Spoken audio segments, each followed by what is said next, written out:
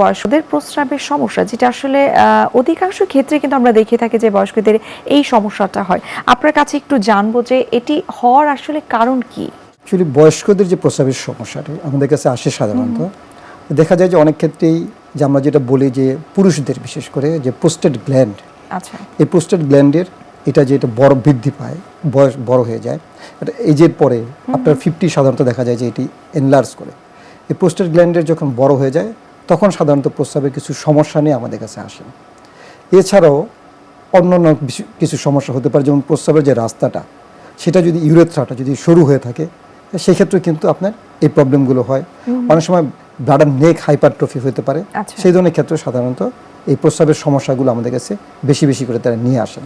অথবা যদি তার প্রস্রাবের রাস্তা, যেমন মূত্রথলিতে তার একটা স্টোন আছে, আচ্ছা। যদি স্টোনটি তার সাইজের উপর নির্ভর করে, দেখা যায় স্টোনের সাইজ ছোট, অনেক সময় এরকম হতে পারে যে তার প্রস্রাব বন্ধ হয়ে পর্যন্ত হয়ে যেতে পারে।